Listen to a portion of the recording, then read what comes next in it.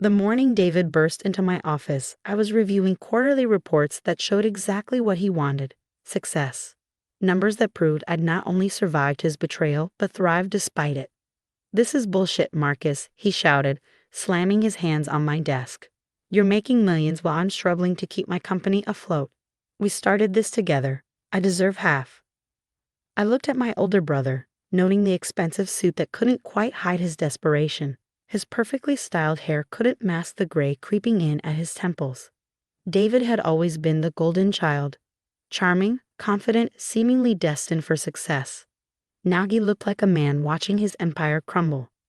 "Funny how you remember partnership now," I said quietly, "when 5 years ago you had no problem stealing the Anderson contract and leaving me to deal with the fallout." His face flushed. "That was business, nothing personal. You were too cautious, too slow. Anderson wanted results. Anderson wanted quick profits, and you gave them false projections to get their business. I cut him off. When it all fell apart, you let me take the blame. Remember that, David?" I did. Every excruciating detail was burned into my memory. 5 years ago, Anderson Corp had been our biggest potential client.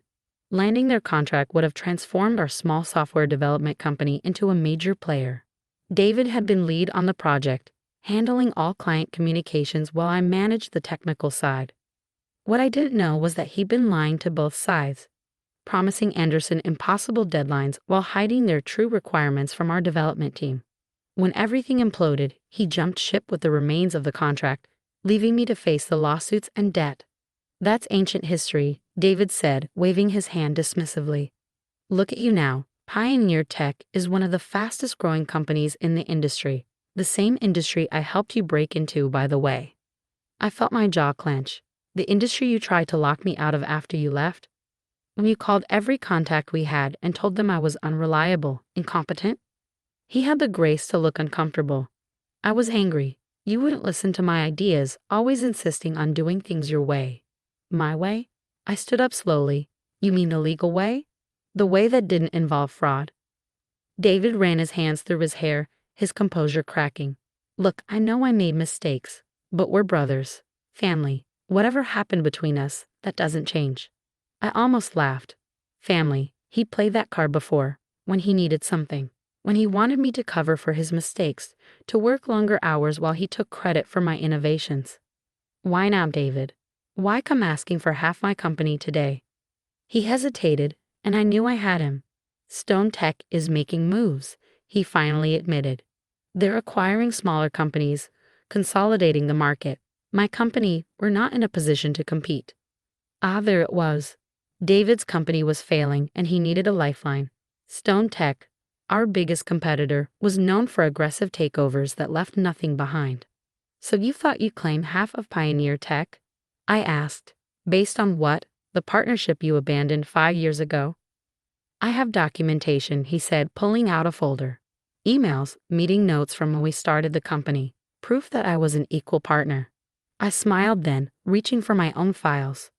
"Funny you should mention documentation. I have some of my own to share." I pulled out a thick manila envelope and placed it on my desk. "Before you say another word, David, let me show you what I found when I started rebuilding after your betrayal."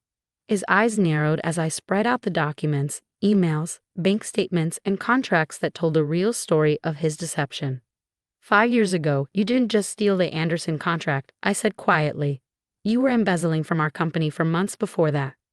Siphoning money into private accounts, charging personal expenses to company credit cards."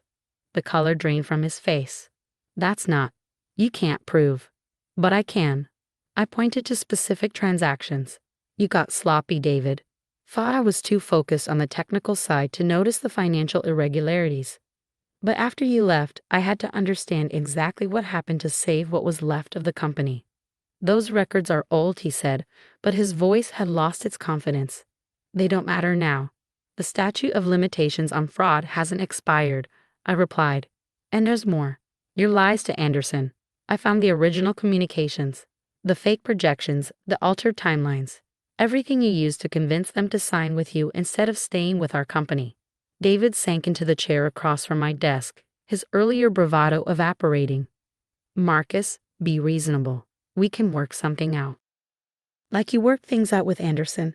How did that go, by the way? I knew exactly how it had gone. Anderson had sued David's company last year over breach of contract. He barely survived the settlement. You're really going to do this? He asked. Destroy your own brother. You tried to destroy me first, I reminded him. The difference is I have proof of everything you did.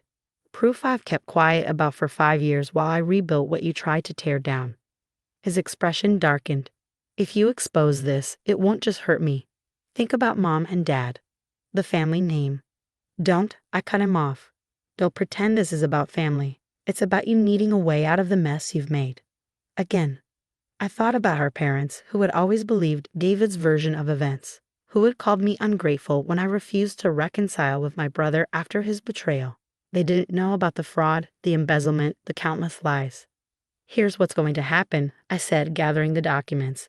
You're going to leave my office and never come back. You're going to stop telling people you helped build Pioneer Tech, and you're going to find another way to save your company from Stone Tech. Or what? A hint of his old arrogance crept back into his voice. Or these documents go to the FBI, the SEC, and every client you've lied to over the past 5 years. Your choice. He stood up slowly, straightening his designer tie. You wouldn't dare. It would devastate the family. I met his gaze steadily. Try me. As he reached for the door, he paused. You've changed, little brother. The Marcus I knew wouldn't be so ruthless. The Marcus you knew died the day you betrayed him, I replied. You might want to remember that before you try coming after what's mine again. After he left, I sat back in my chair, my hands shaking slightly. On my computer screen, an email notification popped up. Our latest acquisition had been finalized.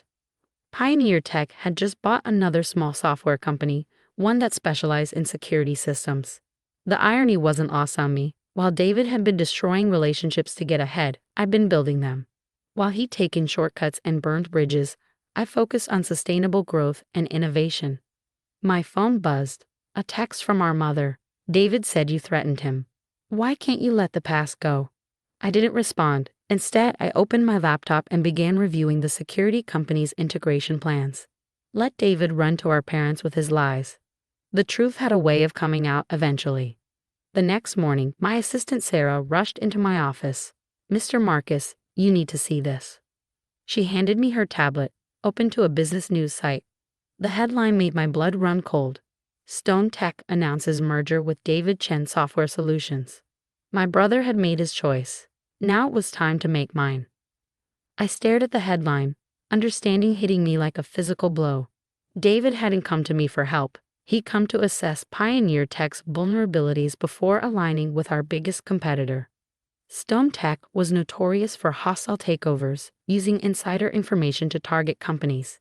By merging with David's company, they gained access to everything he knew about Pioneer Tech's operations, client relationships, and technical infrastructure. I immediately called an emergency board meeting. As I waited for everyone to arrive, I reviewed the documents I had on David's past fraud. They were my insurance policy, but using them would mean exposing everything, including how long I'd known about his crimes without reporting them. The merger announcement goes live in an hour, I told the board. Stone Tech isn't just acquiring David's company, they're positioning for a hostile takeover of Pioneer Tech. How do you know? Asked Janet, our CFO. Because my brother just spent yesterday demanding half ownership of our company, I replied. He was gathering intelligence for Stone Tech, looking for weaknesses. The room erupted in concerned murmurs. Everyone knew the story of David's betrayal 5 years ago, but few knew the full extent of his deceptions. We have options, I continued, but you need to know everything first. Over the next hour, I laid out the complete history. David's embezzlement, the fraud, the carefully documented trail of his crimes. I explained how I'd discovered everything while rebuilding the company, how I'd kept the evidence as protection. Why didn't you turn him in? Asked Robert, our head of legal. Because exposing him meant risking Pioneer Tech's reputation when we were most vulnerable, I said. But now we can use this information to stop Stone Tech's takeover. My plan was simple but risky. We would release evidence of David's financial crimes to the SEC, but only the parts related to his current company. It would torpedo the merger with Stone Tech, without exposing Pioneer Tech to scrutiny about our past. Stone Tech's due diligence will uncover these issues eventually, I explained. We're just accelerating the timeline. Once they realize David's company is radioactive with fraud, they'll back out. The board voted unanimously to proceed. Within hours, our lawyers had prepared the necessary documentation and submitted it to regulatory authorities. The effect was immediate. Stone Tech's stock plummeted as news of their merger with a fraudulent company spread. David's company faced immediate investigation, and the merger was suspended pending review. That evening, as I worked late in my office, David stormed in again. But this time, he looked desperate rather than arrogant. "You've ruined me," he snarled. "Stone Tech is backing out, my investors are fleeing, and the SEC is investigating everything." "You ruined yourself," I replied calmly. "I just made sure everyone else could see it too." "I'll tell them everything," he threatened. "About how you knew and kept quiet. About all of it." "Go ahead," I said, standing. "Pioneer Tech is strong enough to weather the storm now. Are you?" He left without another word. The next day, David Chen Software Solutions filed for bankruptcy. Stone Tech's takeover plans for Pioneer Tech were quietly abandoned. 1 month later, I sat in my office reviewing acquisition proposals, not for my company, but from it. Pioneer Tech was now strong enough to start absorbing smaller firms, growing sustainably through careful expansion. My phone buzzed with a text from our father. David's lost everything. His house, his reputation, his future. "I hope you're happy." I typed back a simple response. He lost those things himself. I just refused to let him take my company down with him. Looking out over the city skyline, I thought about the journey from that devastating betrayal 5 years ago to now. David had taught me an invaluable lesson. Success built on lies eventually crumbles, but success built on innovation and integrity lasts. My assistant knocked on the door. "Mr. Marcus, the integration team for our new security division is ready for you." I gathered my files, ready to focus on Pioneer Tech's future. David had chosen his path, and I had chosen mine. In the end, the truth had done what it always does. It had come out, bringing justice